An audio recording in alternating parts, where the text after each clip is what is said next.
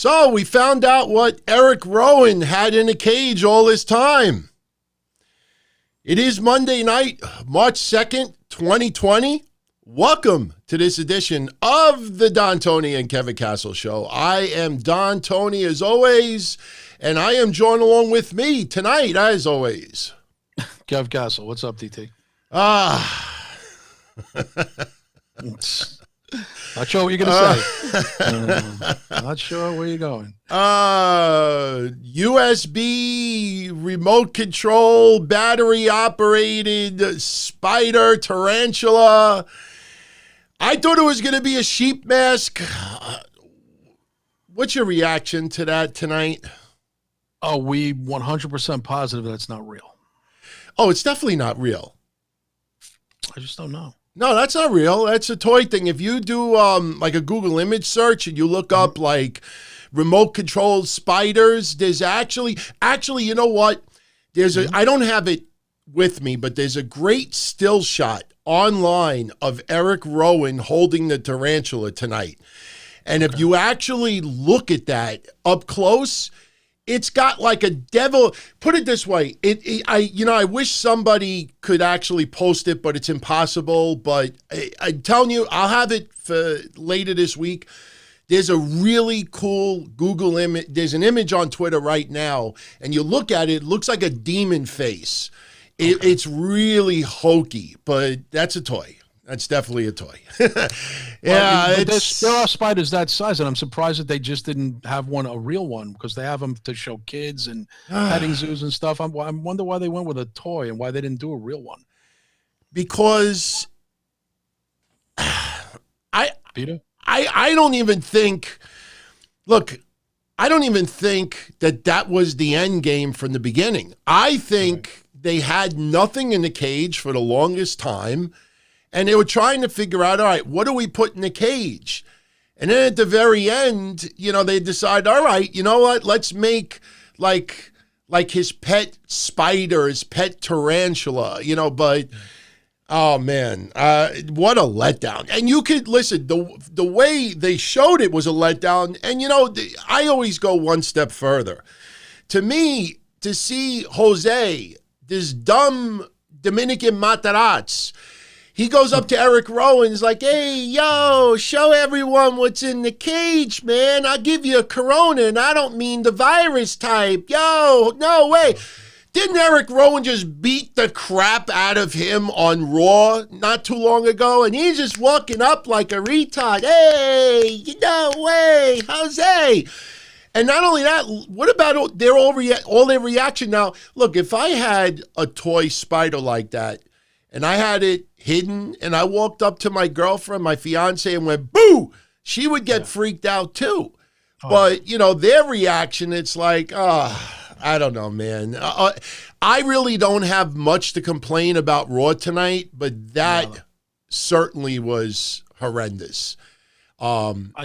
I think what you're saying, a lot of people in Discord chat are agreeing with DT that they probably had no end game and they just said, fuck it, put a spider in there. They didn't have anything. That this has been in debate probably for weeks, what's going to be the reveal, and then someone said spider.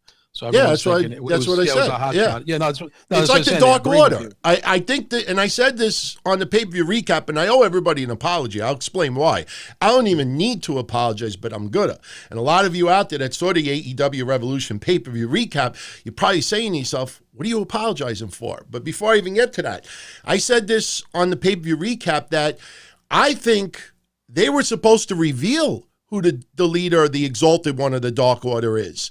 And I think what happened was, as things got closer to, and I'm not saying it's going to be Matt Hardy. I still am going to go on a limb and say Brody Lee. I'm looking at the contract status, the expiration, everything else, the 90-day no-compete, whatever, blah, blah, blah, blah.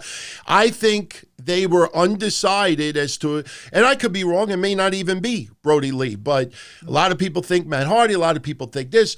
Whatever it is, it's going to be somebody big. They're not going to do a Jacksonville Dixie in AEW. It's going to be a big name. But it feels like they were going to already announce it, and then they're thinking, okay, well, maybe Matt Hardy's not going to re-sign, so we'll just postpone it. The Spider thing, Put it this way. We've said on this show a few times over the last couple of months that, a lot of people online. By the way, it's March, and I said early this week I gave up goofs for Lent, so we're not going to be using goofs for the month of March. But there's a lot of people online that, for some reason, have this phobia. It's Heymanobia. They have a phobia of blaming Paul Heyman for the god-awful crap that we see on TV. The Lashley marriage, all this other stuff going on. If the spider, tarantula, whatever you want to call it, was the plan all along, let's remember who's the lead writer of Raw tonight. The people that got really upset that Aleister Black got his first loss as a singles wrestler on the main roster at the hands of the OC, 3 people tonight, remember who's writing it. As we get into the card, people realize I actually didn't have a problem with that. But just, let's remember who the head writer is, and that he came up, he put that through, approved of it. I mean, what a lackluster way of just the reveal. I mean, this was like gobbledygooker territory, in my opinion. Well, it's a classic hotshot booking, like you said, kind of what they did with the Dark Order. And they have an idea, but they're not sure. And if it doesn't come through Plan B, Plan C, Plan E, I don't know if they ever really knew. You said it last week, DT, when that crate cage tipped over. It was on its right side. We don't even know what's in there, so we don't know what kind of, there was nothing ever alluded to of what was in there. Could have been a mask, could have been a T-shirt. So they didn't really give you any kind of teaser other than Mojo Rawley running, screaming away about 2 months ago when he saw it. That was the only tell that you got. So, again, it's probably, you're right, hotshot booking, last minute, put a big spider in there. Yeah, that went over like a wet fart tonight. Let's give him a real one now, and he brings a real one out. Yeah, look, I mean, I would have loved, too bad we don't have like Bundy or Yokozuna to do like a splash off the top rope and just splat that thing and use maybe some special effects and have some blood come out of it. And I don't know. But hey, the Street Profits won the tag titles tonight. They did. What's your thoughts on them getting those belts? How long do you think they're going to hold them? I don't know. I think they wanted to get the reaction at the Barclay. Good crowd tonight, hot crowd. Knew a bunch of people who were there. Matter of fact, texting me throughout the live show to the point of annoyance. But they were just trying to, I'm watching. I could pretty much see what's going on. But give me the tempo of the crowd. They said it was a hot crowd. Crowd was into it. I think they just wanted to kind of just get a good pop out of the crowd. I didn't think Seth and Murphy were going to be the long haul for the belts. So Street Profits, I don't know. DT probably lose them at WrestleMania. Probably have them for a month, and maybe lose them back. I almost felt like the only reason why they gave him the belts tonight is to have a reason for another Rollins-Murphy match against the Street Profits this Sunday. I mean, yeah, that's right. I'm not saying that they're going to lose it this Sunday. And by the way, we still don't know a lot of matches for Elimination Chamber, so predictions are not going to be until after SmackDown later this week. But would not surprise me if Murphy and Rollins, or maybe even AOP, get those belts within 2 weeks, maybe as quickly as 5 days. I just feel like this was an excuse to have another match. It's almost like, Roman Reigns and Baron Corbin. Just when you think it's over, because remember, this was their only shot tonight. After that, that's it. So why would you blow your load and put a stipulation out there like they won't challenge again? What is this, Cody can't challenge for the tag titles again? To give them their last shot. It's not like that they fought 10 times over the last 6 months and lost, and now they're getting late. So they had to do this to have a reason for those matches to continue. So would not surprise me to see Murphy and Rollins fighting them again. And I make a prediction, Street Profits lose those belts within 2 weeks and as quickly as this Sunday. Think so, DT? Think Rollins will be delegated to a tag team in WrestleMania? Oh, you know what? One better than that? You know what? They might give it to AOP because they got to now build the road to WrestleMania. We're only about 4 weeks away.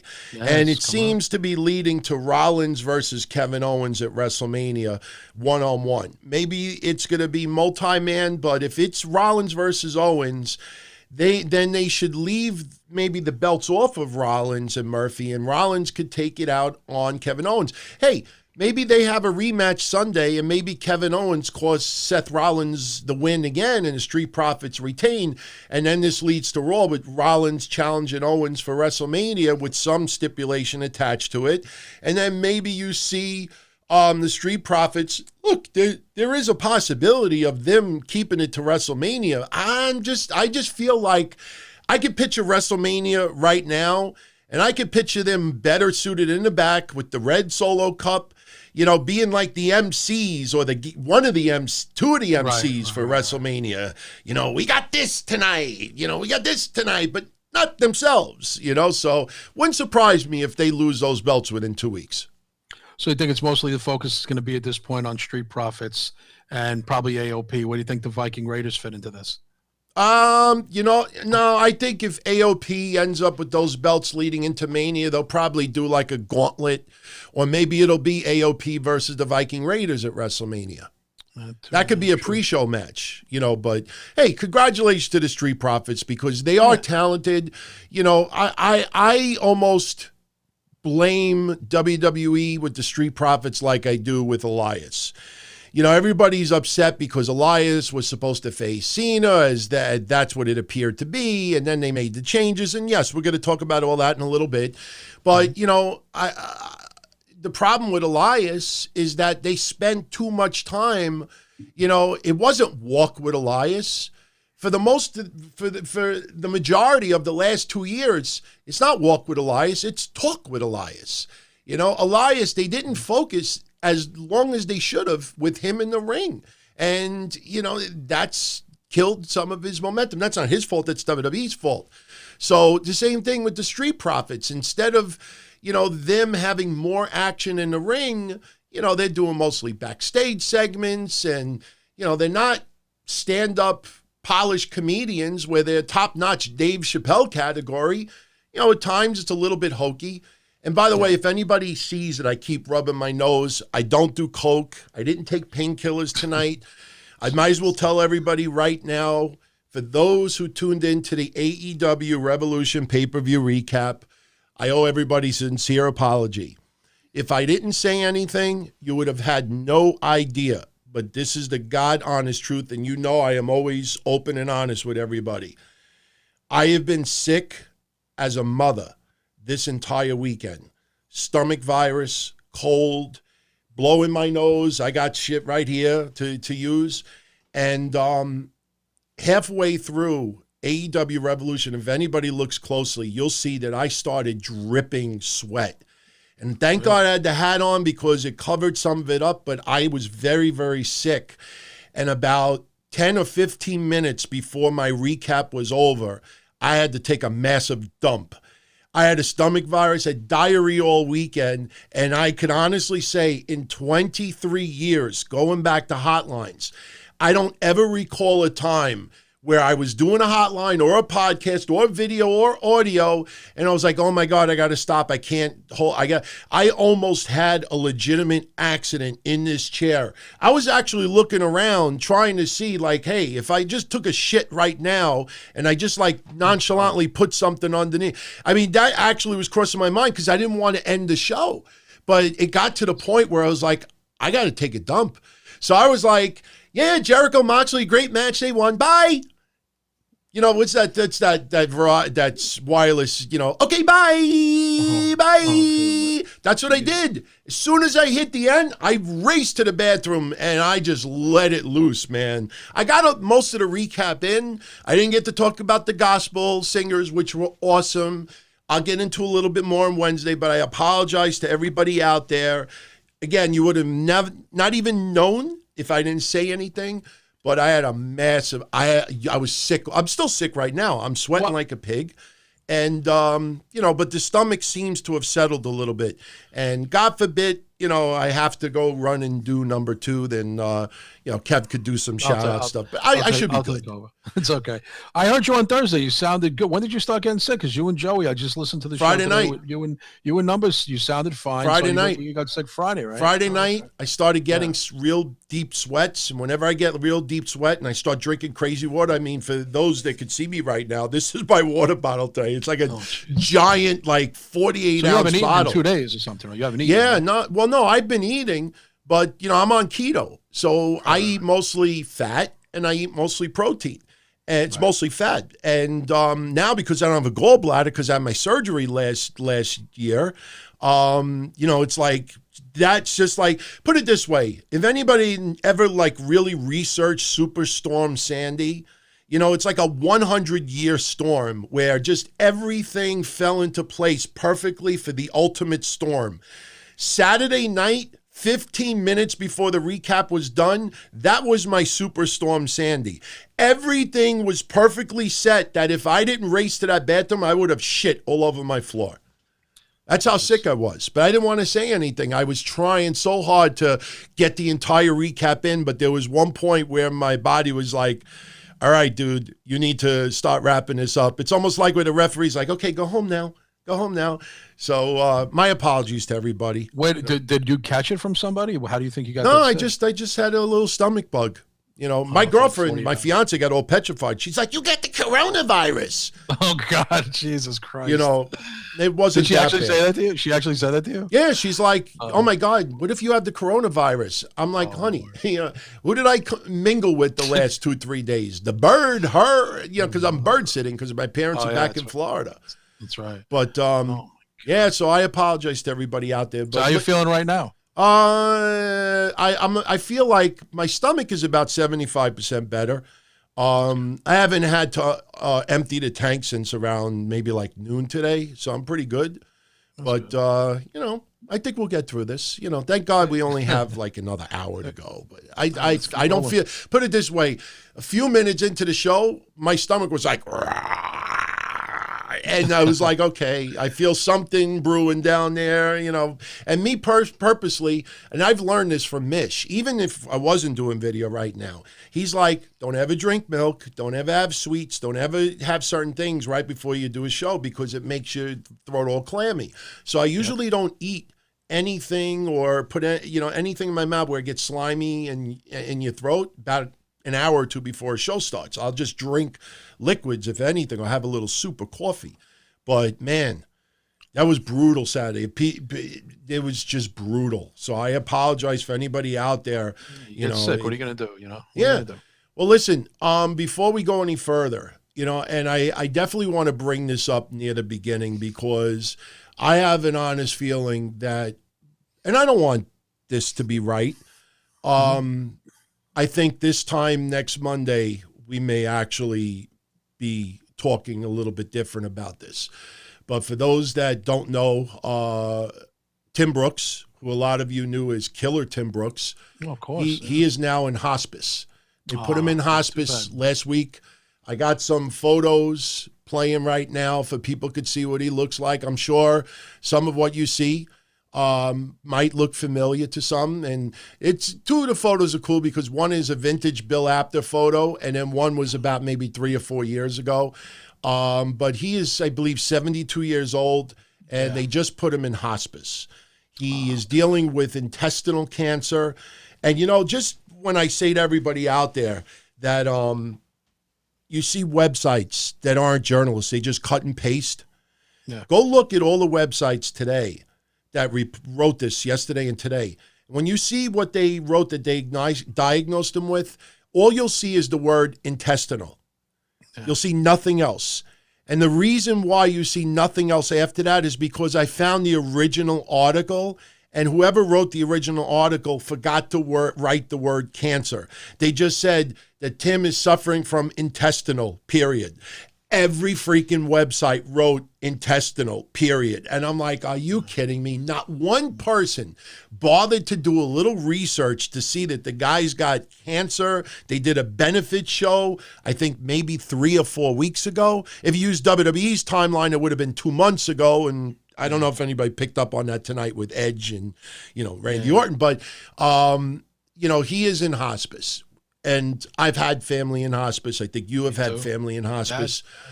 You get put in hospice. You know what I mean? There's no other way to say it. The last stop in the journey of life. That's what they call it. What they are doing right now is they have him under heavy pain medication to make him comfortable, to make his last days on this earth as peaceful as possible. And his loved ones, his friends are all, going to see him, spending some time with him. And then, it's time to move on. So, he hasn't passed yet, but I will also say, and I think a lot of you out there will say this as well, I have never met somebody who ever came out of hospice. Let's put it that way.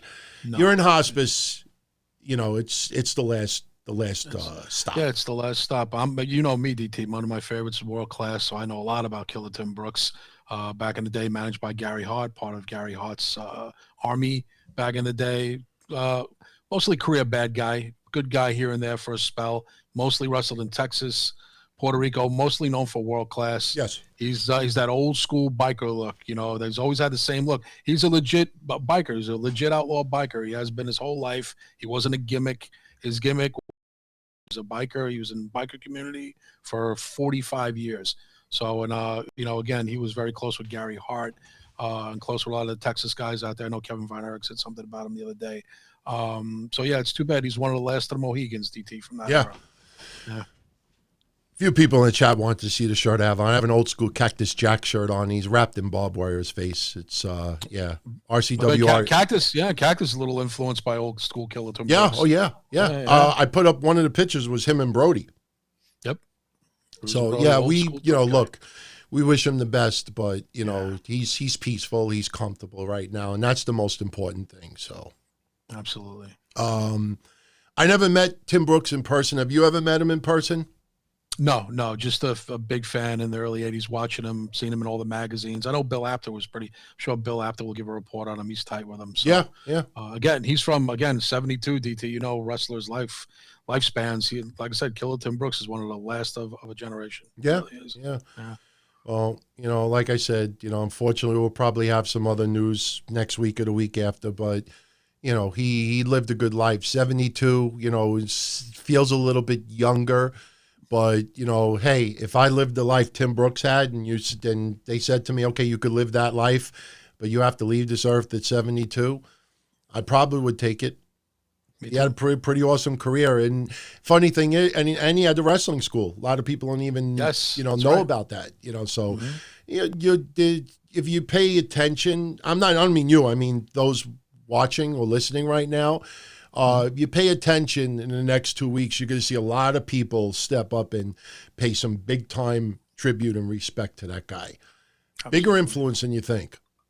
Oh, yeah, especially on hardcore wrestling and just that old-school tough guy, Bruiser Brody, Cactus Jack, Abdul the Butcher, you name all those old-school guys, Sheik. Killer Tim Brooks, he got in some barbed wire matches here and there. He wasn't as extreme as Brody and Abdullah, but he could go. And he was basically a henchman for Gary Hart. Gary would send him after. Brody wasn't around. Killer Tim Brooks would be the guy to go after the Von Erichs or Chris Adams. Or watch some old school World Class from 83 to 85. You'll see some classic Tim Brooks. Yeah. By the way, just a little tidbit for those watching this. I made some adjustments to the video quality. Hopefully we don't have any interferences or anything like that. I did a little bit of work over the weekend. Even though I was sick, I still did a little work. So I have a feeling that this video will actually be a lot smoother and crisper than before. Also, for anybody that's interested, I did do a WWE Super Showdown pay-per-view recap. I'm sorry for having to bring this up on this show, Kev, but it was a very interesting 9 days for Don Tony signs. And I beat to death what happened on NXT. For those that don't know, and you don't follow any other show, not this past Wednesday, but the Wednesday before, when Velveteen Dream and Roderick Strong were brawling and they went to a commercial break, Andrew 914, who always has Don Tony signs at ringside, he had a Don Tony sign there, and Velveteen Dream took the sign, and it was on the split screen. I didn't even pay attention to the split screen at the time, so I didn't even realize it. But took the sign, used it as a weapon, picked it up, showed it to everybody in the crowd, and then threw it down, which I thought was awesome.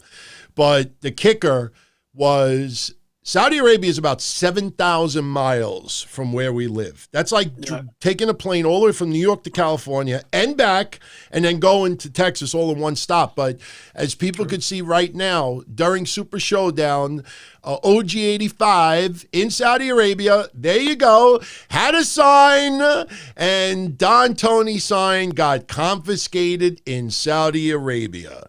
Now, as I've said to people, if you want the full story, go check out the the WWE Super Showdown pay-per-view recap.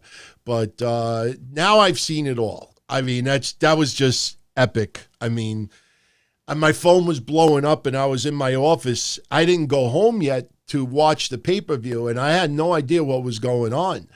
And sure enough, that was brought to my attention. I thought it was awesome. But yeah, I just heard about it yesterday because I was so busy on Saturday, and then yesterday was kind of my day to listen to the podcast, you and Joey and Solo Moss, all that stuff.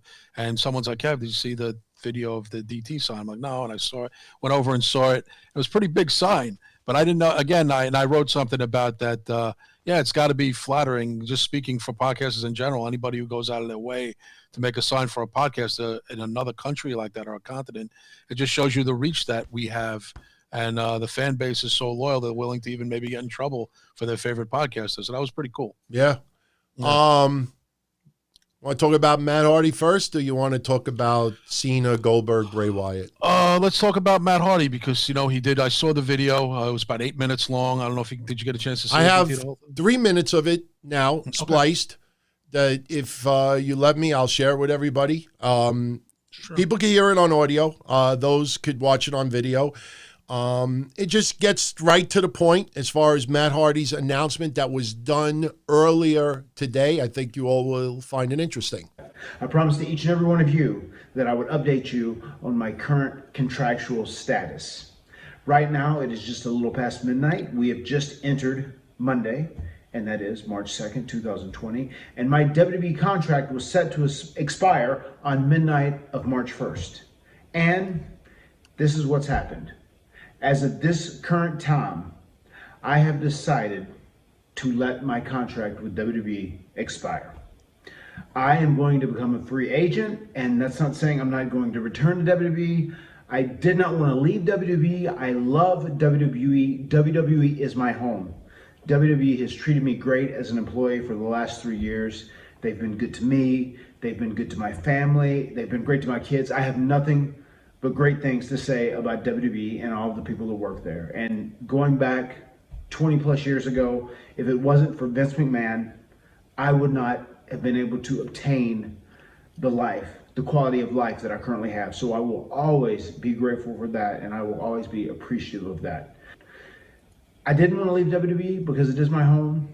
The reason I needed to leave WWE is because when it comes to my creative stance and my creative outlook on myself and my career and how I wanted to go for these last 3 or 4 years that I have to spend as an active in-ring competitor, I just think myself and WWE are on different pages. And it's very important to me because I love this business, man. If you know me, you know how crazy passionate I am about this and how much I love it. And the last 3 or 4 years that I have as an in-ring competitor is really important to me to cement my legacy. And I want to enter a creative renaissance. I am not obviously 25 or 30 years old. I'm 45 years old, and I have to be utilized in a certain way. But I still know in my heart, I know I have so much to offer this business. I have so much entertainment left inside this vessel, and I have so much that I want to give to each and every one of you. I want to enter a creative renaissance, and I want to have nonstop input on my creative process. And I think that's where WWE and I are on different pages. So that is the reason that I'm going to take a break and step away from WWE. Now, that doesn't mean that I'm not going to return to WWE. I am positive home back with WWE once again. I mean, I think there's definitely a WWE Hall of Fame ring waiting on myself and my brother. But I think right now, I need to weigh all my options. I need to see what all's out there, and I need to see what is going to be the perfect environment for Matt Hardy to maximize these next few years in his career, and to be able to like really give me a creative canvas to paint my masterpiece, because that is what I want to do right now. That is what I want to do. And I don't have a lot of time. I feel like time is ticking. I'm too old to waste time. I have to do it now. I can't wait a year, 2 years. I've got to do it now. So that is why I am officially becoming a free agent. Now, for those that may want to see the entire video, you go to youtube.com/Matt Hardy brand. As you said, it was about 8 minutes long. Look, we talked about it last week and a week before, and it's not about money right now. And I think I said this last week that 5 years from now, he could be a WWE agent. He could be a producer. He could be a trainer. But he's in the twilight now of his career, and he still could put some real big quality, good quality years in front of the camera. And something I said about 3 or 4 weeks ago that I'll say again right now. If he ends up in AEW, and honestly, to me, that's the only place he could go. I mean, I know he's teasing that he's going to watch Ring of Honor and MLW and NWA and Impact Wrestling. It's just, if you look at those feds, first of all, NWA, there's only a 1 hour show right now. Unless that canvas is the size of a Post-it note, he ain't going to have enough time to be that creative there. Impact Wrestling is just, it's still on a big road to recovery. I don't think they have enough ingredients for him to do his masterpiece like before. Now, look, you look at the Dark Order. I mean, you really dissect it. Does anybody look broken there? You know what I mean? So it would be more of, it would be a change in the Matt Hardy character. He would be more of like a cult follower. Yeah. Who knows? I mean, Matt Hardy could be brought into a company and they don't even go to that, broken area. Matt Hardy, it sounds like what we said before. He wants to be very creative. He wants to perform a couple of more years, especially as his kids get a little older, they can actually understand what he's doing in the ring. It feels like AEW has enough time and more than one show where he could really expand his creative juices, and we'll wait and see. I don't know if he'll be the Exalted One, and look, there's always that possibility he goes back to WWE and NXT, but WWE tonight on their website wished Matt Hardy the best in his future endeavors. But they did say that his contract expired and this and that. They had to do that pretty much because Matt Hardy went public and told everybody, look, I let my contract expire. So I personally don't think that he would return and be involved in NXT. Unless they're willing to do a major storyline and let him do his broken in front of the camera, not behind the camera. And I just don't see that in NXT. What do you think? No, I don't think so. I think he's going to take some time off, or maybe he might appear right away at AEW. I'm not sure, but AEW bound for sure. He's not going to appear anywhere else. I think AEW is, he's in North Carolina, not that far from Florida, where he's got to go. So it's pretty obvious that he's going to go to AEW. Whether he's going to be with the Dark Order, I don't know, but I think he's AEW bound for sure. Yeah, and I said this about a month ago, and I'll say it here. This is what I was going to say before. If he shows up in AEW, I guarantee you within 1 to 2 weeks, you will have a majority of the internet, even those that don't like AEW, and they're going to say, Vince, WWE, how could you let this guy go? Like, as soon as he starts doing what made him so popular in Impact Wrestling that got him back in WWE, within 1 to 2 weeks, he's going to have that chip on his shoulder, not animosity for WWE, but let's be honest. I think Matt Hardy's feelings are hurt right now that he's got so much he could still offer in front of the camera. And WWE does not feel the feeling is, it's not mutual. And I'll say this as well. How I feel about WWE right now, it's like a 2-tier system. you know, you have your main eventers and you have those that are slightly below. And then that second tier to the next tier, there is such a gap. And what I mean by that is, if you look, you got your AJ Styles, your Aleister Black, Randy Orton, you know, Nakamura, Strowman, and others. That's like the second tier. That they could main event any house show, get a title from time to time, but they are pretty much the second tier. The first tier right now is your Roman Reigns, Bray Wyatt, you know, yada, yada, yada. Lesnar, McIntyre is still probably between first and second tier. He's not first tier yet. They're building him to that, and the segment tonight on Raw was awesome. But when you go from that second tier to the next tier down, that was one thing that was so awesome about the Attitude Era. I hear everybody still say to this day that everybody had storylines, and they were good storylines. It wasn't just that. A person on the third tier could go toe-to-toe with someone on the second tier, and if they won, it wouldn't be such a shocking upset. Oh, my God. Everybody on that third tier is so far down on the WWE roster because WWE can't, even though they have 3 hours on Monday and 2 hours on Friday, they can't figure out how to put the tier 3 wrestlers into tier 2.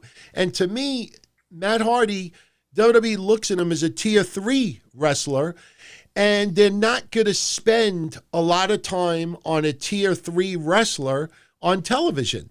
So he wants to be creative. He wants to be broken. He wants to do this. He wants to have that. He have this. You look at anybody that's on that third tier. I mean, Eric Rowan is probably between 2 and 3. And what does he get? He holds a cage, you know, and he puts it on a ring steps, and he goes to check on it, which is about 10 seconds, and he beats the crap out of someone. So Matt Hardy, they just don't, that's something that they cannot do well anymore. You know, it's like tier 2 we'll spend a lot of time on, tier 1 we'll spend a lot of time on, but everybody else in that tier 3, we're going to give them a quick amount of time. That's why even a 24/7 title has really like gone to crap. And you know, yeah, Paul Heyman thought it was too comical, trying to put a little bit more relevance in it. Problem is, that title's already screwed. It's already a comic title. So, you know, now he's the longest reigning champion, Riddick Moss, who has calves of a 12-year-old. Did you see that tonight? I never noticed that before. Yeah, I thought he's got an overall good look. I could see why they maybe want to push him and why they would sacrifice Ricochet to him. And I don't know if you want to get into it, DT, because I made a tweet about it. And I meant it. I was going for a laugh, of course. But I think Ricochet is done, not in the context that he's done, that he's fire him, release him, not that. But I don't think he's talking about tiers, DT. I think Ricochet will never be in that top tier again, in my opinion. Yeah, Ricochet, look, you know. What's your opinion on that, by the way? I said this on the Super Showdown recap. I said it last week. I said it with predictions. God bless WWE for convincing some people that Ricochet may have not necessarily a shot to win the belt, but maybe go a few minutes with Brock Lesnar. I said originally he doesn't last 90 seconds. It ended up being, I think, 89 seconds, so I was off by a second. But my point is that Ricochet, he beat Gallows. He beat a big guy, so he might be able to beat this big guy. It was never in the cards for him. It's smoke and mirrors. I don't want to compare Ricochet's talent to Dana Brooke. It's not even close. It's ridiculous, but people understand what I mean by that. When Dana Brooke started getting a couple of victories like 2 months ago, I saw all these people, God bless them, on Twitter. They're going to finally give Dana Brooke, it's her time. And she was there because they needed a body to fill the tag team, and she was going to be eating the pins, and then before you know it, back off TV again. Ricochet is obviously on a much higher level than Dana Brooke, but all it was smoke and mirrors. It was, let's try to make some people believe that Ricochet has a shot against Brock Lesnar, but once Super Showdown comes, you know, it's like, I actually said this on social media that day. Ricochet, what happened in Super Showdown is like lottery tickets, the Powerball. All right. We buy Powerball tickets, and leading up to the Powerball drawing, we're excited. We think we have a shot at winning. We're telling other people that we have a shot at winning. We think about like, hey, anybody could win. And you know what? We might have a legitimate shot. And we start getting excited thinking like, well, maybe I won't get all 6 numbers in a supplemental, but maybe I'll get 4 or 5. And like, hey, it's happened. We all have a shot. Ricochet is a Powerball lottery ticket. We convince ourselves that we have some type of a shot, but then the Powerball drawing happens, and a few seconds later, we're tearing up our tickets and throwing it away and realize we never had any fucking shot from the beginning. Ricochet is a Powerball ticket. He convinced himself, he convinced the WWE Universe. Look, he knew what the outcome was going to be, but WWE tried to convince everyone that he had a shot at winning the lottery. No shot whatsoever. Who is that? Yolanda Vega. You remember with Yolanda Vega came out and said, Ricochet, you lose. Tear up the lottery ticket. Ricochet was a lottery ticket. And someone else will be down the line. Give that suspension of disbelief. It's a formula WWE uses. Somebody gets a title shot that you feel has no business getting the title shot. That person will suddenly get a couple of wins on Monday Night Raw or SmackDown. You start thinking to yourself, hey, they might be giving this person a push. Then Saudi Arabia happens, and then Raw happens, and he loses to Riddick Moss. What do you on the subject of Riddick Moss, outside of his calves, do you think this guy's got anything? You think he's not bad? Yeah. He's not bad, but I definitely I don't have any pictures here. I don't have any video here either, but I don't know if he legitimately suffered some type of injury and he had atrophy. All right, atrophy is, people could Google it, but I don't know if he had atrophy in his legs. You usually don't get it on both legs, but I'm not kidding.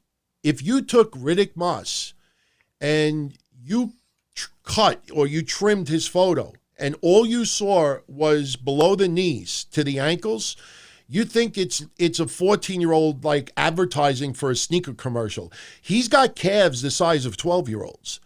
And it's not, and I'm not even, I originally said it to be funny because I said Riddick Moss has calves of dental floss. I'm a poet in case you didn't know it. But if you actually look at it, his calves are extremely, to me, abnormally small.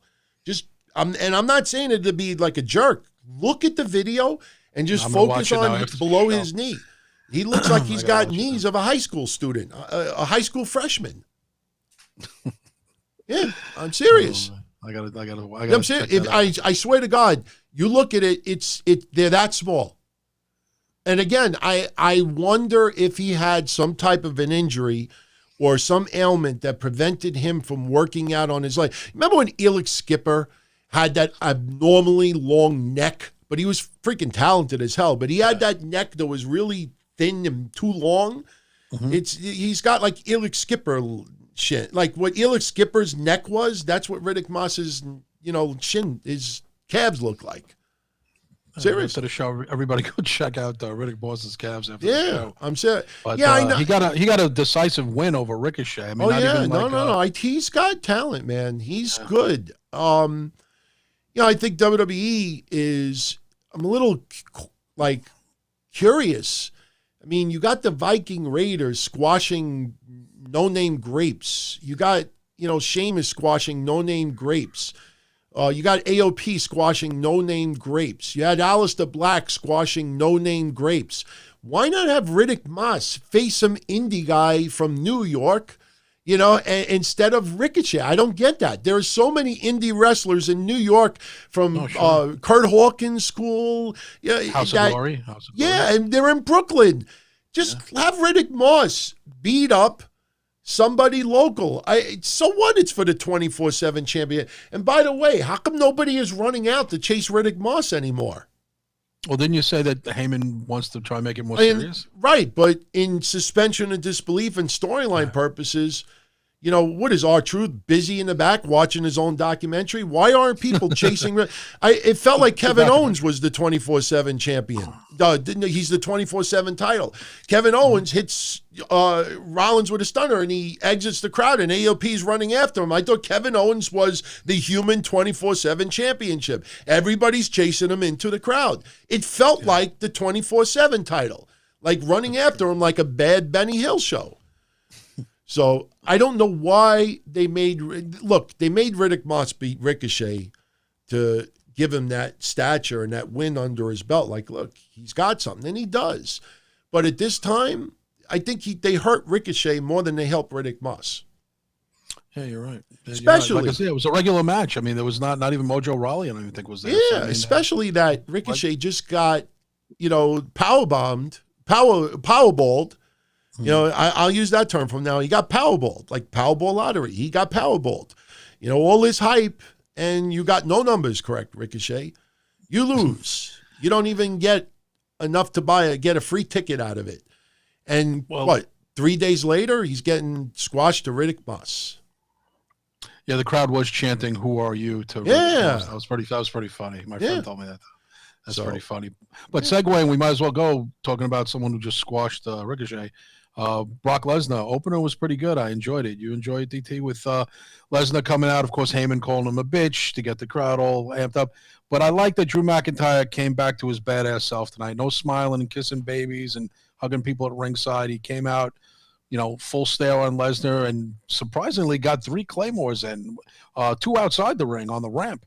And got him pretty good on the second one. The third one looked like a little missed the mark a little bit, but Lesnar sold the fuck out of it. But I thought it was a good way to get Drew back in that badass mode, DT, after his candid interview with Charlie Caruso and my dream. I can't believe this. Wake me if I'm dreaming. I love that. But he's a badass, DT. No, but DT, his whole main thing for the longest time was he's a fucking badass. Right after he won the Royal Rumble, and he was my pick to win the Royal Rumble. After he won the Royal Rumble, they did that backstage segment. And he dedicated it to his wife. And when that video floated around, everybody was like, can you not like this guy? No, I like that. I'm talking about the interview with Charlie last week. What I'm saying is that you got to see a little bit of the real side of Drew McIntyre. And, when he did the thing with Charlie Caruso, that interview, that was to put a little bit of reality behind, because he is on cloud 9 right now, and he never in a million years thought he would make it. And let's be honest, if you look at his career, he was the chosen one early on, but when he was with 3MB and then he left, I don't think anybody in their wildest dreams would ever. It's almost like what happened with Kofi last year. And people are lying if they say anything otherwise. Up until a year and a half ago, if anybody said to you that Kofi Kingston would one day main event WrestleMania and be a world heavyweight champion, people would have said, maybe yes, but not for WWE. Maybe not that exaggerated with Drew McIntyre because his size, but Drew McIntyre, if I told everybody right now, give me 30 names or 20 names or 10 names that you feel will never, ever get a WrestleMania main event or a title shot, there's a good chance that Drew McIntyre, up until maybe 6 months ago, would have been on that list. Yeah, true. So, just seeing the human side made me like him even more. So now, this is the difference. And I guess we could sort of segue to Becky Lynch as well. Ugh. And it's not Becky Lynch's fault. This is WWE doing it. I have to stress that. But here's the difference. You have Drew McIntyre doing interviews, grateful, dream, dedicating to his wife, 19 years, whatever it is, gives a little bit of a human side of him. But when he is in front of Brock Lesnar, Claymore kicks knocking him out. Everything is strictly business. He is there to beat the crap out of Brock Lesnar. Okay, so when it comes down to it, he's not goofy with Brock Lesnar. He's not smiling and laughing. Now, you go to Becky Lynch. Now, Becky Lynch, she gets bitten in the neck. She's bleeding. She's hijacking ambulances. And her music hits today, and she's smiling, And she goes to the announcer's booth, and she's looking at this wearing Jerry Lawler's crown, wearing a coat that's out of John Tatum's closet. Yeah, I mean, what is she doing? I don't mind Becky doing that at all, but you just did a storyline where somebody took a bite out of crime. New Yorkers will get that one. Took a bite out of her freaking neck. Shayna Baszler is an animal, and we even said this 2 weeks ago. When Shayna Baszler, and I invite anybody, you'll remember when I said this because what I'm going to say now, but if you remember when Shayna Baszler was on the Titantron, and Shayna Baszler says, I'm going to kick the shit out of you, Becky Lynch wasn't even looking at her. Becky Lynch was looking at the hard camera and saying like, well, you better win the Elimination Chamber, blah, blah, blah, blah, blah, mumble, mumble. And like not even, like somebody just bit you in it. I'm just saying in storyline, this is WWE's fault again. It's not hers. You know, you got is she a man? That's not, she is not even looking at Shayna Baszler. She comes out today smiling, goofing, wearing a king hat. Everything is great. Oh, blah, blah, blah, blah, blah, blah, blah. You know, somebody bites me like that, you want to rip their freaking head off. That's the difference between how WWE is treating her and how WWE is treating Drew McIntyre. And WWE's got to be careful because I said this about a year ago.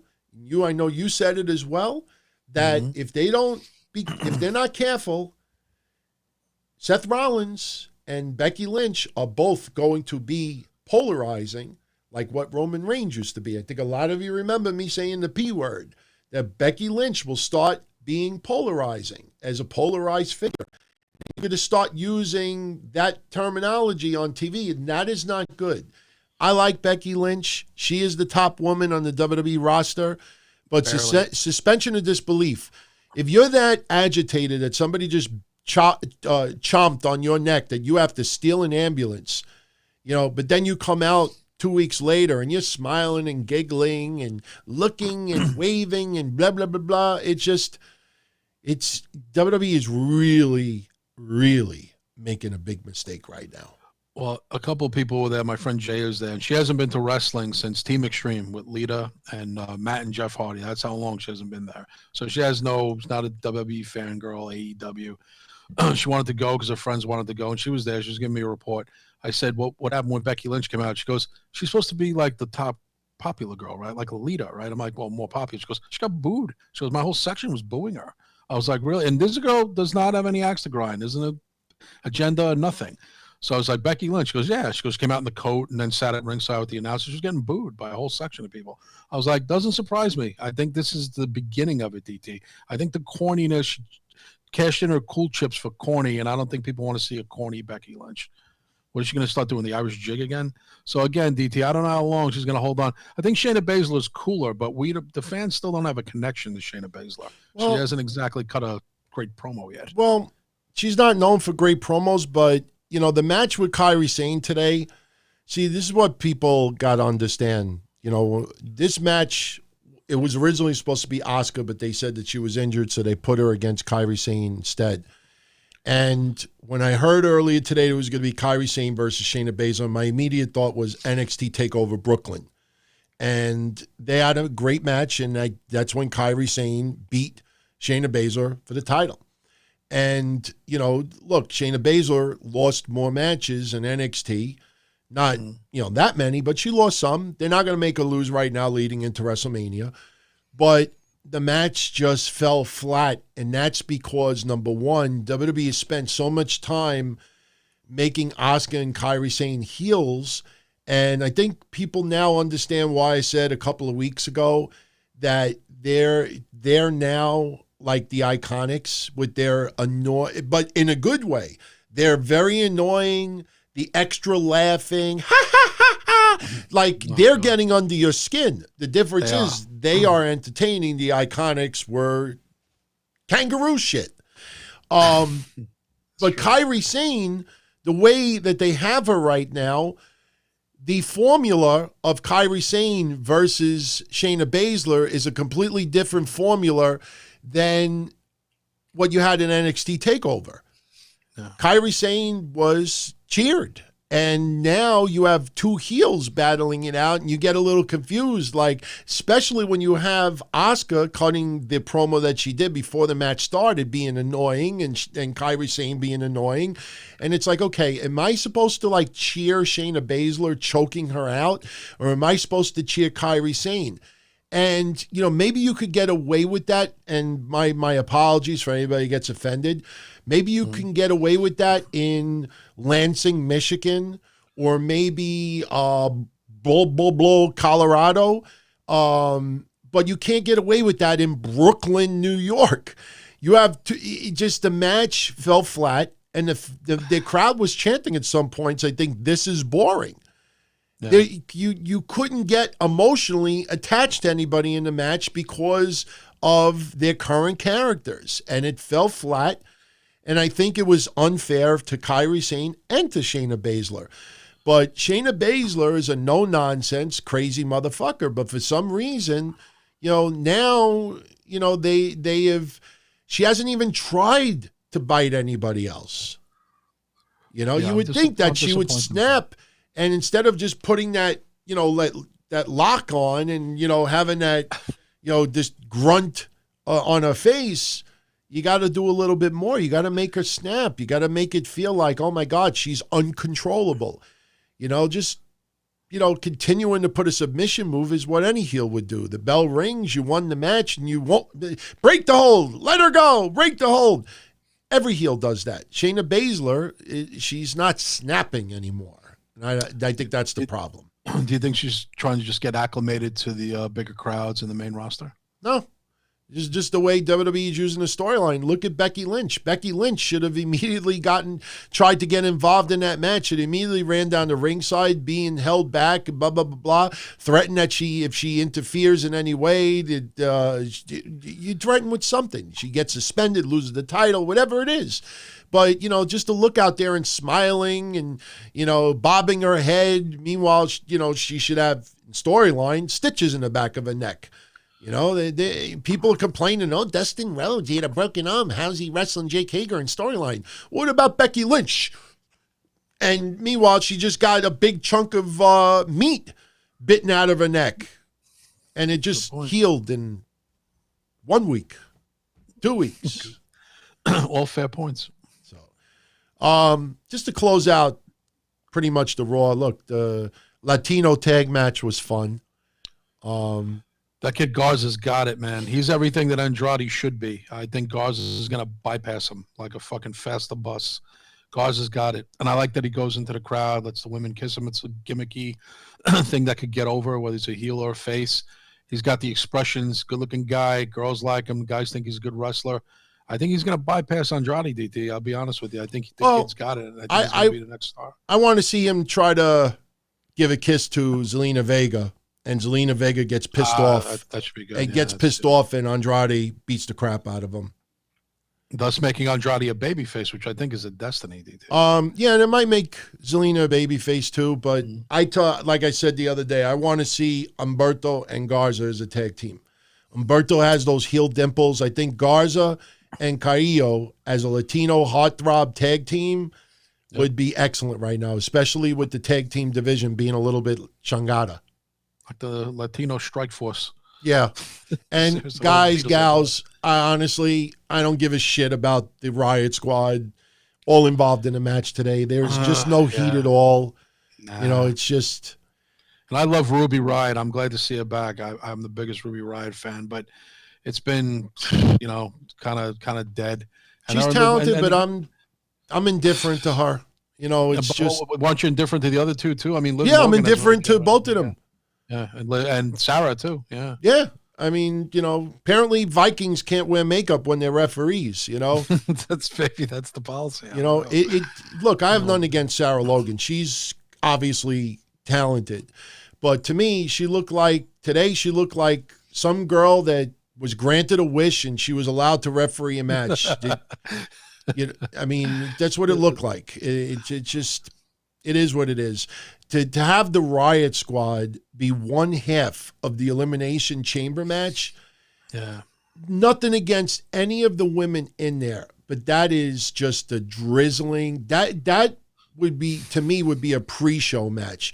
I'm not going to do predictions until we know the full card, but I will not be surprised if the Women's Elimination Chamber match at the pay-per-view is going to be the shortest Elimination Chamber match in history. Now, obviously, you have to wait until the chamber opens, but when you look at the total time, it would not surprise me if that Elimination Chamber match is the quickest one in history.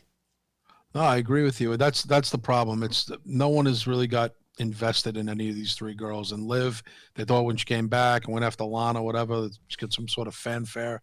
Didn't happen. Sarah never clicked. Ruby came back, even though everybody respects her, likes her, watch the doc. Oh, seems like a nice girl. The crowd's still having a hard time connecting to any of these three. And it's very rare, DT, that in a faction that not one of them is over the other. They're all three really lost sheep right now. There's not one that you could say breakout star, because if we're going by fan reaction, none of them are. Right. And I don't want to hear, well, Liv. No, show me that. Show me Liv Morgan shirts selling off the rack. I don't think so. I think Ruby's the clear-cut talent, I think, out of the three of them as far as the go-to girl in that group. Liv, if you're going with the McMahon blonde agenda that he does go with. Sarah's the dark horse. But Ruby would be that girl. But again, they haven't really put the gas behind it. Let's be honest, DT. But I think that they thought, let the Riot Squad fight. The crowd will see. They used to be friends. But everyone was like, all right, next. No one cared. That's the problem. You know, when tag teams got into a schmaz or whatever, or they got into a push and shove, people were like, oh, no, they're going to break up Rock and Roll Express, the Rockers, Michaels and Jannetty.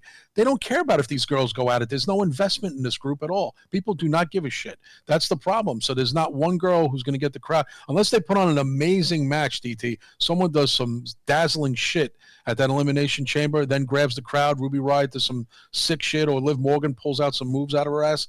I don't know. Other than that, I think that the three of them are just taking up space in the Elimination Chamber. Yeah. It's just, again, I'll keep saying it since I started, and people are kind of agreeing with me.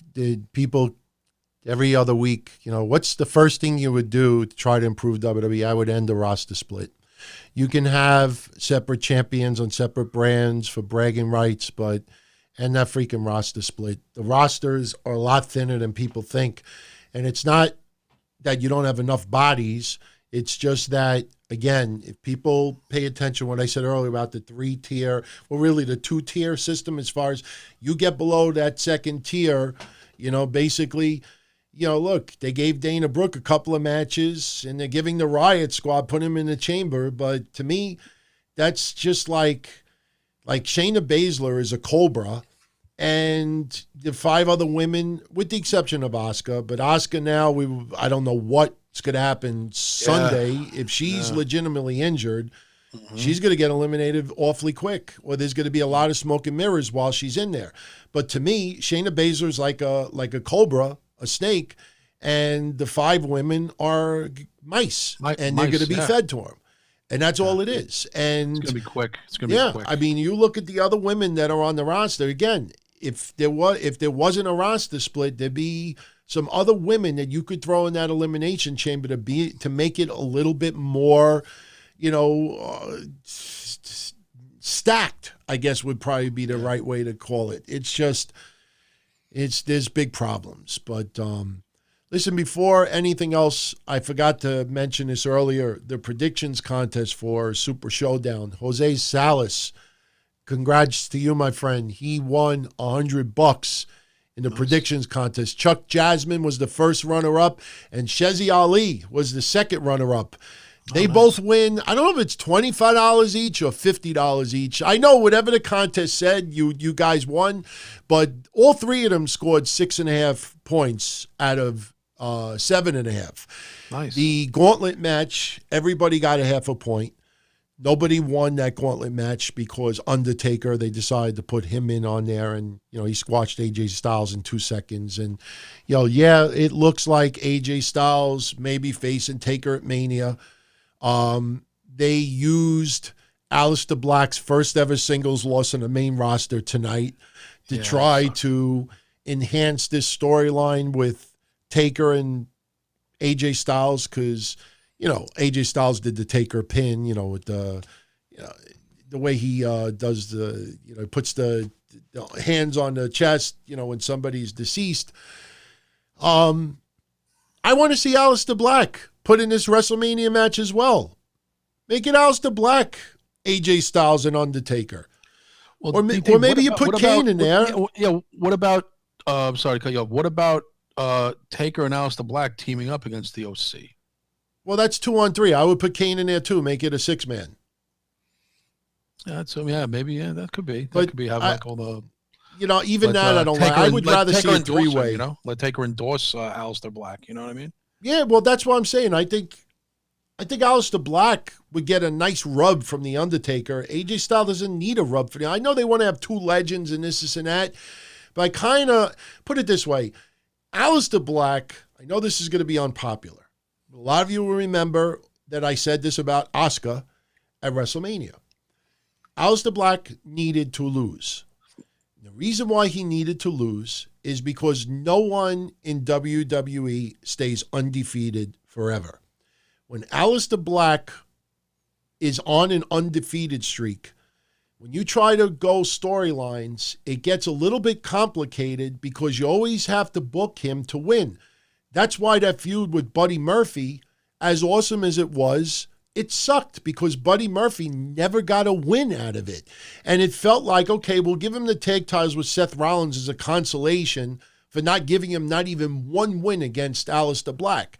So if you're going to have Aleister Black lose his first ever singles match on the main roster, getting the shit knocked out of him by 3 guys protects him. It's the way to do it.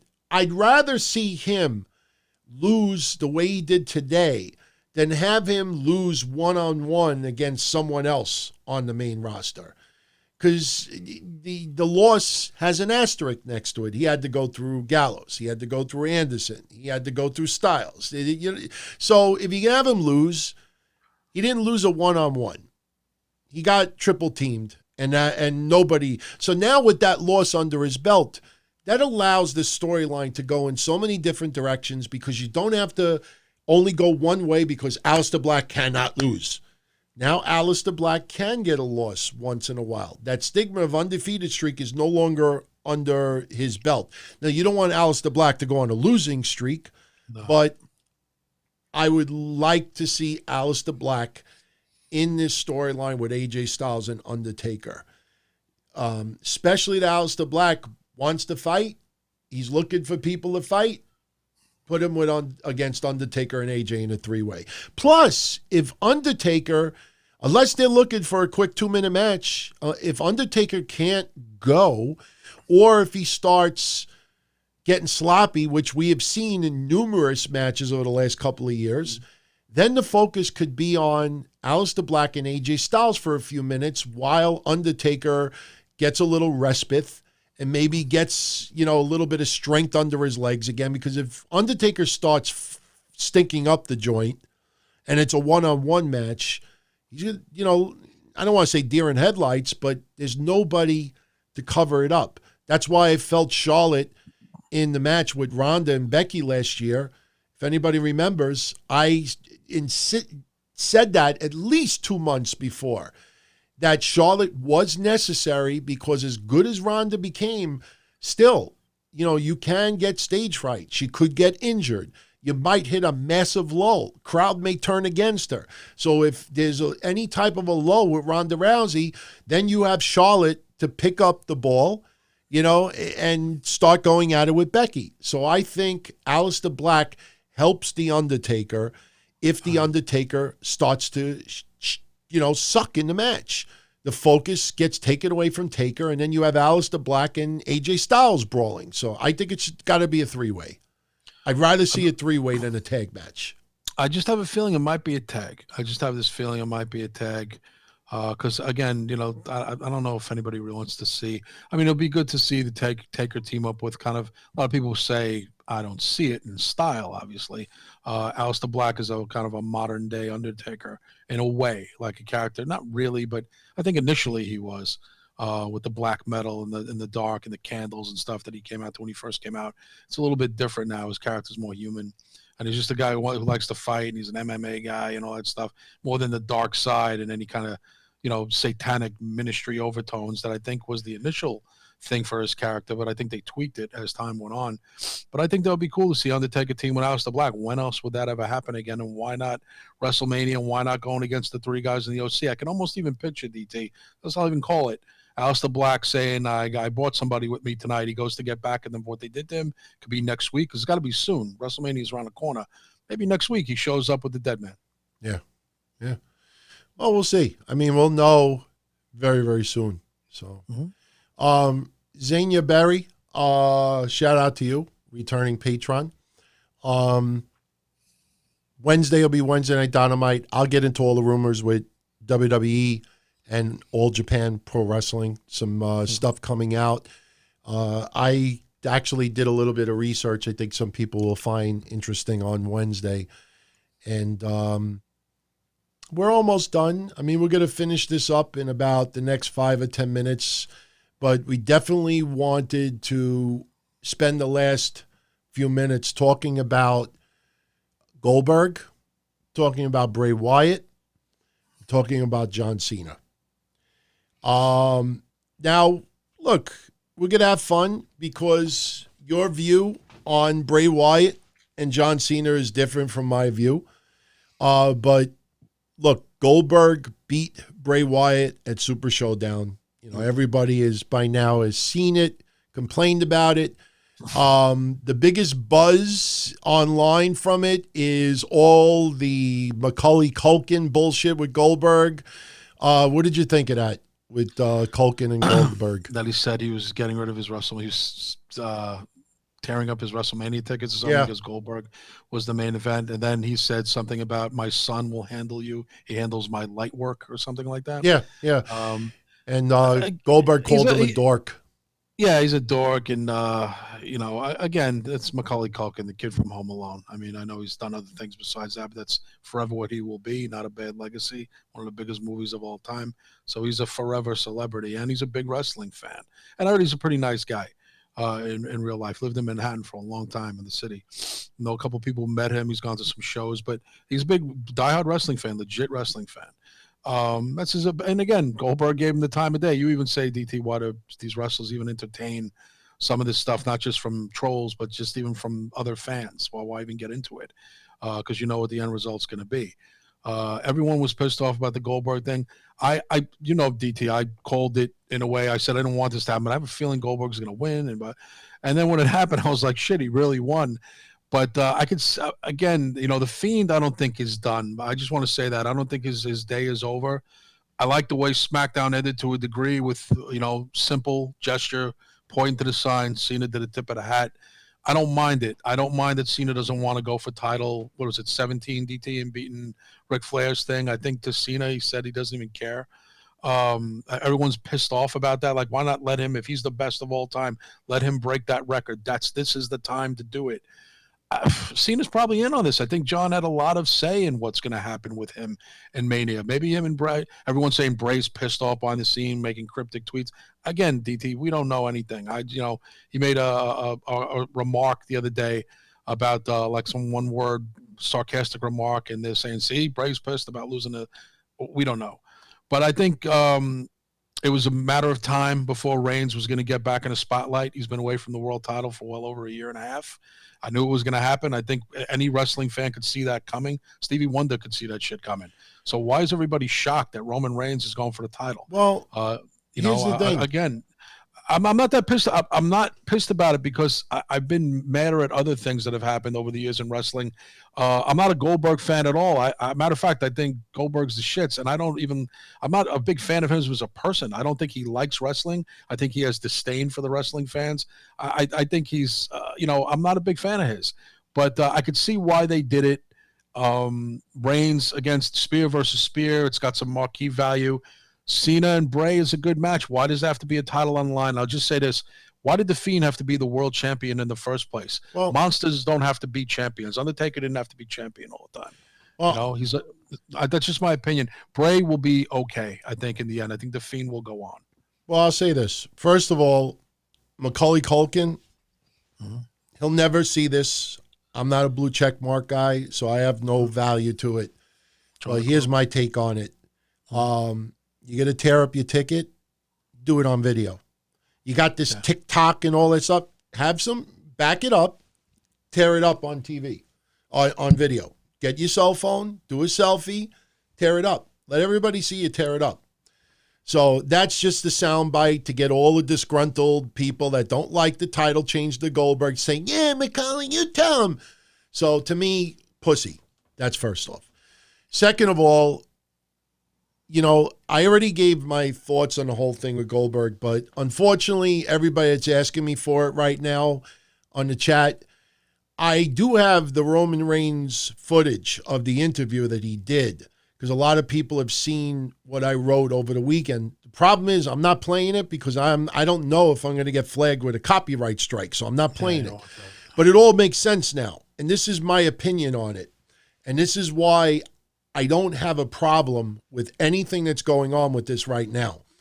I have been saying for about 7 months now that the main event, the championship match for Roman Reigns, was never going to be taken away from him. You and I had a discussion about 6 months ago when you had said, you know, Roman Reigns, it looks like he's still a little bit off. Do you think he'll ever get in the title picture again? And I had said, they kept that seat warm. They were not going to go anywhere but Roman Reigns with that title. It was only a matter of time. And that's why I feel like that feud with Corbin went so long. Yeah. Because there was nobody else to fill in with that time. Yeah, they used Ziggler and Rude and this and that, but they never were going to go anywhere but Roman Reigns with that title. I think the only question was, would he be ready to have that load on his shoulders? So now, Here's the thing. And to me, it all makes sense now. Up until a couple of weeks ago, everybody was saying Roman Reigns is going to beat The Fiend for the title at WrestleMania. With all of the creative stellar that Bray Wyatt has done, reinventing himself and really turning that character into the top merchandise seller, does anybody out there think that Bray Wyatt should have his WrestleMania main event moment by losing the title to Roman Reigns? That is the same shit from several years ago of anybody but Roman. Who came out on top with that feud? I think it might have been 1-1 maybe, but in the end, the perception was that Roman Reigns overcame, Bray Wyatt. So who the hell out there really wanted to see Roman Reigns take the title from Bray Wyatt at WrestleMania? So in my opinion, they did this at Super Showdown because now we don't have to have Bray Wyatt lose the title at WrestleMania. Instead, Goldberg beats Bray Wyatt. Everybody and their mother saw the Roman Reigns interview that he did a week before Super Showdown, and they asked him, hey, if you had a choice to face Goldberg or The Fiend, who would you face? And he said, I'd rather face The Fiend.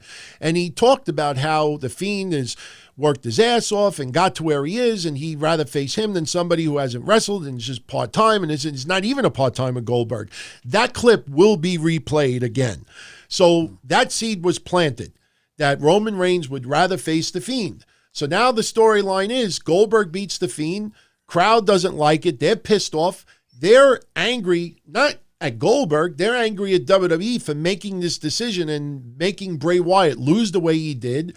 So they take their anger out on Goldberg. So now Roman Reigns enters the picture. Roman Reigns is a year removed from leukemia, returning to the ring.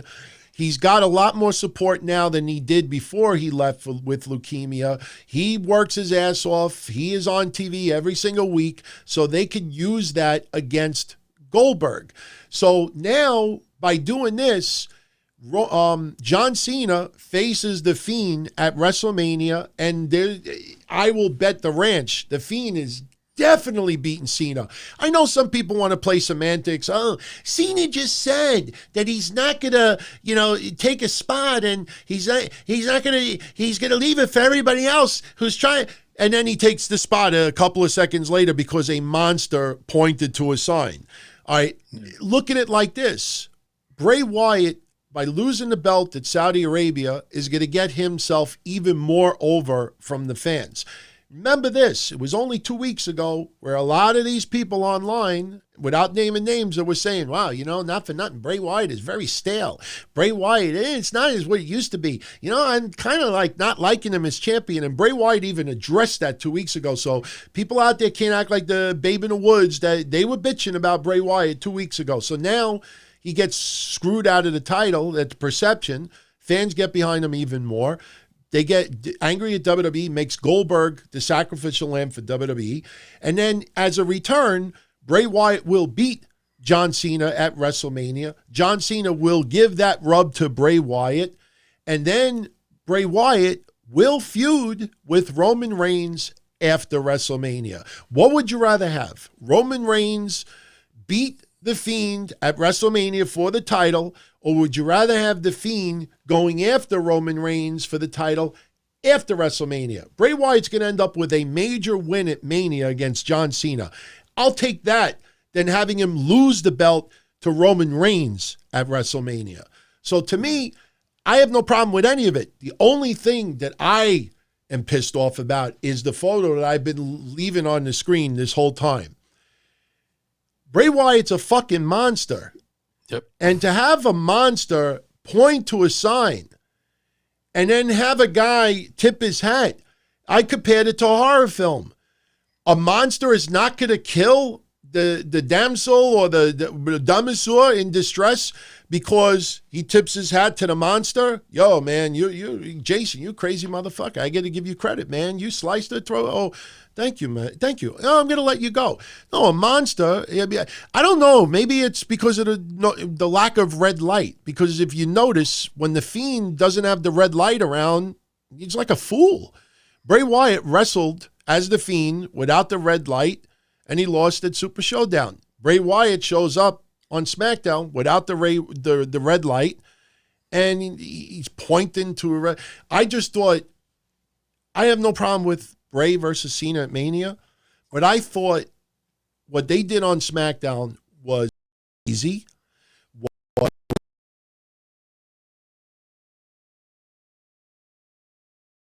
Pointed a sign, and then the victim tips his cap, and the monster doesn't attack his prey. I mean, I just thought that was so goddamn lazy. And I don't know. I know why they did it, because they wanted to take the attention off of Goldberg and The Fiend as quickly as possible. But DT, can't you also say, do we always have to see his fingers jam down somebody's mouth to get a point across? No, but he's a monster. He is a monster, but monsters always attack. Monsters should not show sympathy. Actually, I'll change that. Monsters should not show respect. Sometimes Mankind back in the day, even in his sickest character incarnation, even sometimes he was methodical, and he'd be walking away saying, "Have a nice day," pulling the hair out of his head. He didn't necessarily. I don't remember anybody when Mankind first came in and was giving everybody the mandible claw and just just screaming. I don't remember anybody tipping their not necessarily a hat, but showing some respect to him, and he just points and just walks off. A monster shows no sympathy. Now, if that was Bray Wyatt out there and not The Fiend, okay, that's different. If Bray Wyatt would have came out there, I could picture Taker doing that back in the day. Taker was not a monster. It was not. He wasn't The Fiend.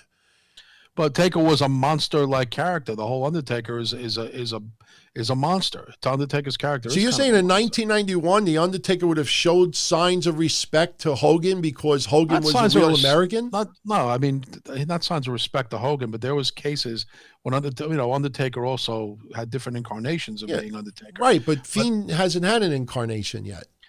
I understand that, but I think sometimes less is more. Not everything him attacking is kind of expected, and that's why Cena was kind of looking at him and watching him the way he was. It was lazy, I'll give you that, but I thought it was different. I just thought not every time does the lights have to go out and then his hands are jammed down somebody's mouth. It gets a little old after a while. What else can you do? But, if you're a monster and you're attacking all of your prey, to me, it looks goofy when you don't attack someone because they tip their cap.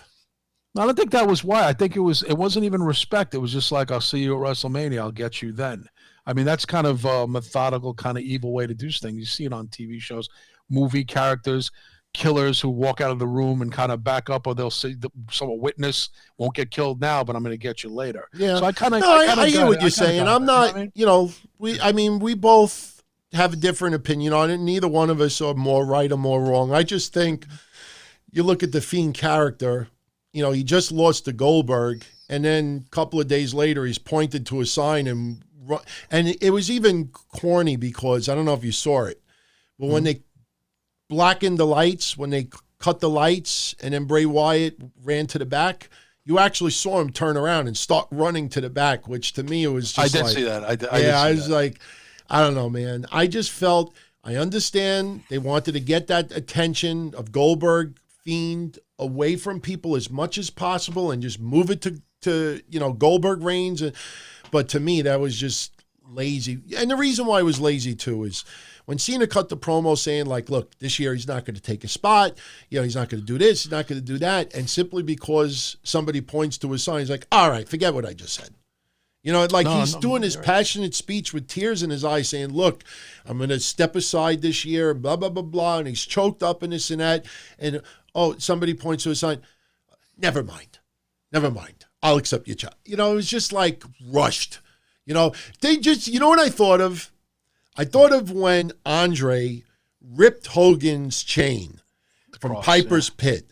And then we went 2 or 3 weeks and Hogan then had the Band-Aid and Roddy Piper's like, will you face Andre the Giant at WrestleMania? And Hogan is like looking and this built up for a couple of weeks. And then he's like, yes! I mean, just picture that whole thing happening in 30 seconds instead of weeks. Like, this should have been taunting and this and that, and then Cena accepts the challenge. Just imagine, Hogan, I challenge you to the match at the WrestleMania. And then he rips the chain off. You're bleeding. Yes! Like, you got to build it up. It was just so lazy what they did Friday. Oh, man, that was just lazy. Maybe they should have cut the Hogan saying yes if it was Cena. DT, because we just grazed upon it, we'll just maybe talk about it quick. Did you like the way Raw ended with the way the announcers sold? Oh, yeah, we could close out with that. Should happen a month ago. Oh, okay. When I said earlier that when we were talking about weeks and stuff, and I said if you look at WWE's timeline, their time is a little different. I don't know why they kept saying that Randy Orton attacked Edge 2 months ago. It was 4.5 fucking weeks. They kept saying 2 months ago. It was 4.5 weeks ago. I don't know if you saw it. I don't know if anybody picked up on that earlier, but they were showing the graphic 2 months ago. The announcers even said 2 months ago, Edge, Randy Orton did that. I'm like, 2 months ago? That wasn't 2 months. It was 4.5 weeks ago. Yeah. But I liked it. I just think Beth Phoenix should have came out a week or two after. I understand why they waited till now, but I will say this about what happened tonight. She went to kick Randy in the nuts. She did. Some girl kicks me in the nuts, and I say this suspension. I would never put my hands on a woman. But my instinct would be if a woman tried to punch me out or kick me in the nuts, I'm going to retaliate. I'm not going to just swat her away and say, oh, no, I don't think so. So Beth Phoenix got what was coming to her. She tried to kick Randy in the nuts, so Randy Orton RKO'd her. And to have, you have the commentators, you got Mouthfuck Tom and Byron Saxon going, in their, I just attended a funeral voice.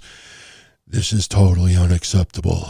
What he did tonight. Son of a bitch. I mean, not for nothing. I mean, when you think about Becky Lynch assaulting men and, this and that, I mean, Beth Phoenix, she kind of deserved it after what no matter what Randy Orton said, I'm talking in storyline right now. She tried to kick him, RKO the bitch. And, what he did tonight was totally representable. No, it wasn't reprehensible. Yeah, why were they whispering? Joey Lowe's like, I have to agree with you on that. I don't know what we just saw. Motherfucker, do you realize all of the men that the man has assaulted and Ronda? I don't remember them being all condolenced and very serious and funeral-like when all of the women were beating the crap out of security guards and men and knocking this person out. What he did tonight was totally right. They got to be careful with that, man, because WWE... I know, it's making me laugh. WWE, man, especially... When you give people toy battery-operated spiders, and then half an hour later, a woman's trying to kick Randy Orton in the nuts after he just cut an awesome promo, you got to be careful with the crowd right now because Randy Orton is the cool guy right now, and I wouldn't be surprised if and I think the reason why they went to the announcers and cut the crowd noise is because I think WWE was fearing the Brooklyn crowd to go one more time. One more time. I thought they were going to do that. I wanted to see Randy Orton hit her with a fucking concerto. Oh, good. I was like, where's the folding chairs? Seriously, I want to see folding chairs. Oh, man. They got to be careful about that because, you know, when you give a very bland product or really over-the-top kid-friendly product, you could say shit once in a while. You could try to do this once in a while, but after a while... You know, the fans want to see, you know, some over-the-top violence. And having Randy Orton RKO her made Randy Orton cooler tonight. Of course, we're all going to cheer Edge because he might show up Sunday.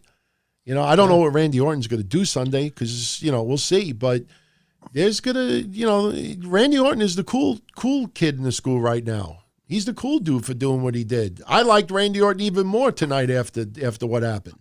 What'd you think of Randy's excuse? What'd you think about the long diatribe he had there about this thing with Edge? It was interesting. It was an interesting twist on things. He did it to prevent him from getting back in the ring so he wouldn't hurt himself further to not be able to wrestle anymore. That's why I said the night after. That's why I even said the night of Royal Rumble that Randy Orton's probably going to cut the old Yeller promo.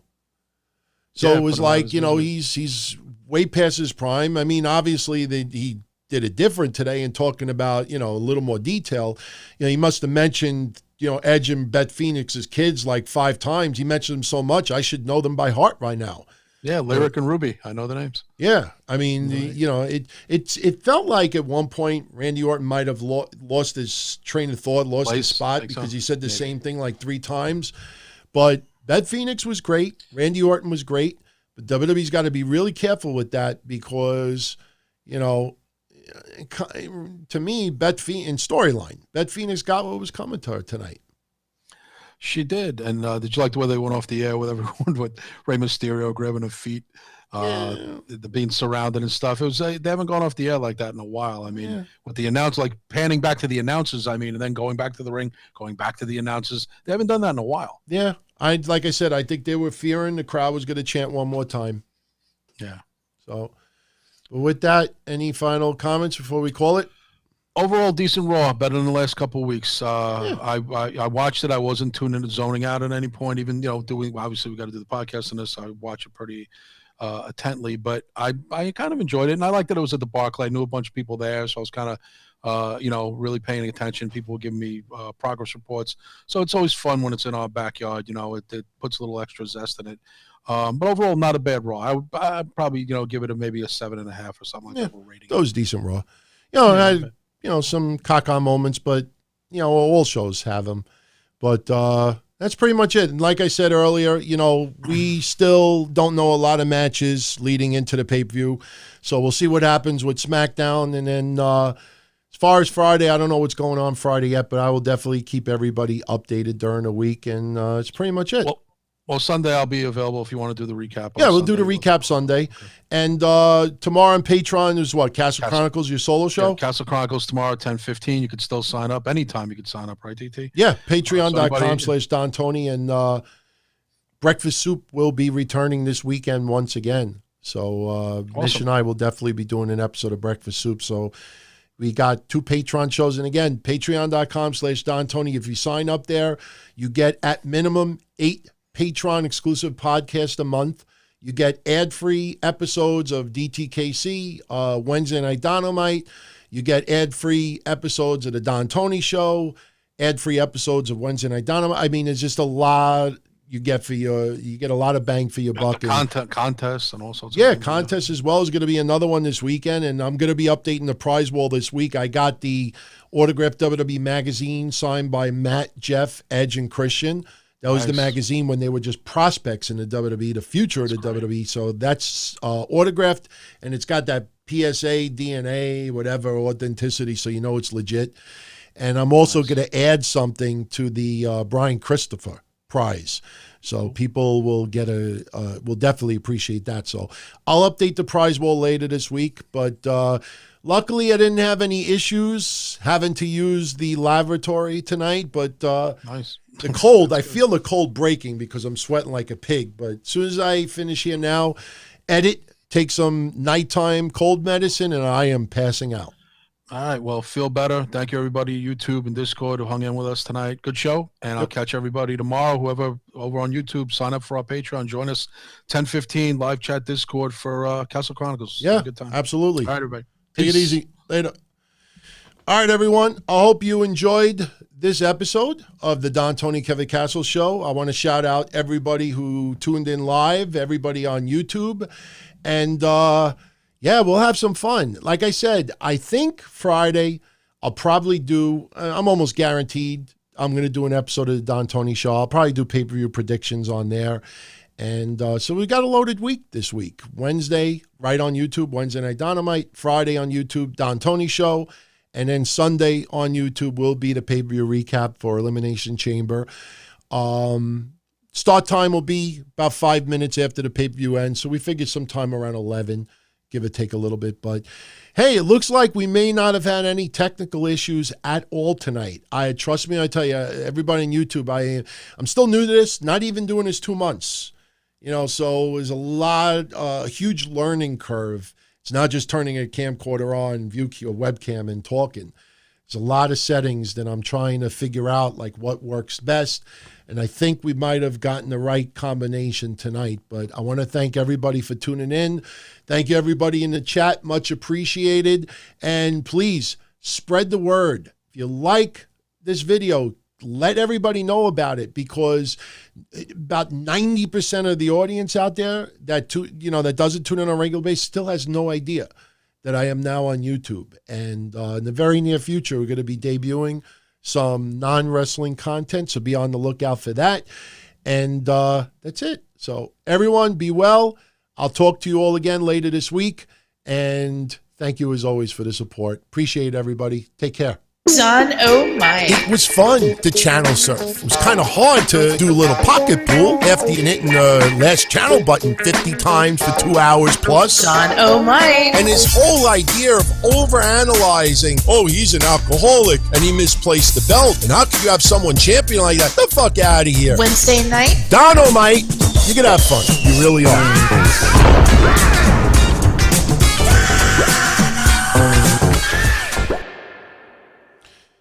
Hey, before we go, I think tomorrow, WWE Backstage, we're going to find out who the next inductee into the WWE Hall of Fame will be. A lot of people think Jushin Thunder Liger. There's rumors of the British Bulldog, Davey Boy Smith. There's rumors of JBL. I'm going to go against the grain, and hopefully this guy gets put in. I think it's long overdue. Christian should go into the WWE Hall of Fame. Let's see what happens. And if he goes in, then I get to take that sign down and replace it with something else. Now, a few of you have been asking me, what am I going to put where that area is right here? I am probably going to fill it and put some of the other feds that I cover on Wednesday Night Dynamite. We'll put maybe a little MLW banner there, NWA. A lot of people still don't even realize that banner right there is AEW. In Japanese. So I'm going to fill that area probably with some other promotion banners and stuff. But the interesting thing is that once I start doing non-wrestling stuff, politics, baseball, and other things, I got to figure out what I'm going to do about the backdrop. Almost everything behind me is wrestling. It's going to look kind of stupid for me to do political stuff, and you got tons of wrestling stuff in the background. So the green screen that I have, the chroma key, That may have to come into play when it comes to baseball and political stuff. This way I can have a totally different backdrop. But all right, everybody, I'm out of here. Be well, and I will catch you all again soon. Good night, everybody.